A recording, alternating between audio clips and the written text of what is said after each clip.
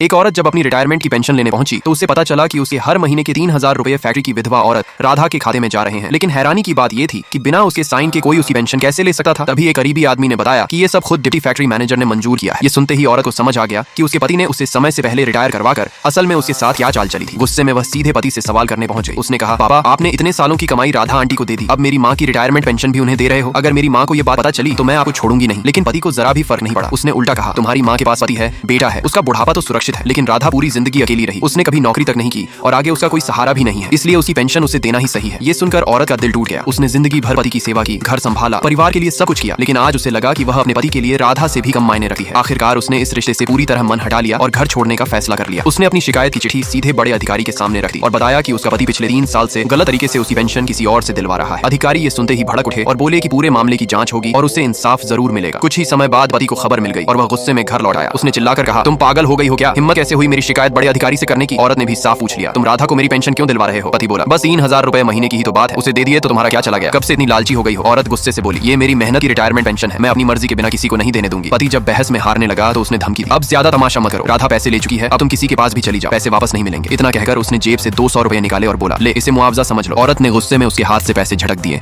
और राधा से हिसाब लेने निकल पड़ी। लेकिन जैसे ही वह राधा के घर पहुंची, उसने देखा कि उसका अपना बेटा हाथों में बड़े बड़े बैग और महंगे न्यूट्रिशन वाले सामान लेकर राधा के घर जा रहा है। जिस तरह का सम्मान और प्यार उसके बेटे ने राधा को दिया, वैसा व्यवहार उसे कभी नहीं मिला था। तभी उसे पता चला कि उसका बेटा और राधा एक दूसरे को अपना मुंह बोला रिश्ता दे चुके हैं। ये देखते ही औरत का गुस्सा फूट पड़ा और उसने राधा को एक जोरदार थप्पड़ मार दिया। बेटा तुरंत अपनी मां पर चिल्लाया, आपने इन्हें क्यों मारा? राधा का मासूम चेहरा देखकर बेटे ने मां को तुरंत माफी मांगने को कहा। लेकिन बेटे की बात पूरी भी नहीं हुई थी कि औरत ने उसे भी लगातार 2 थप्पड़ जड़ दिए। बेटा गुस्से में हाथ उठाने ही वाला था कि मां ने उसे वहीं चेतावनी दे दी, आज अगर तूने मुझ पर हाथ उठाया तो मैं पूरे फैक्ट्री में बता दूंगी कि बेटा अपनी मां पर हाथ उठाता है, फिर देखना तेरी नौकरी यहाँ टिकी है या नहीं। ये सुनते ही बेटा पीछे हट गया। अब किसी को समझ नहीं आ रहा था कि आखिर ये औरत अब क्या करने वाली है और उसका गुस्सा कहाँ जाकर रुकेगा। लाइक सब्सक्राइब कर देना, भगवान आपको बहुत खुशी देगा।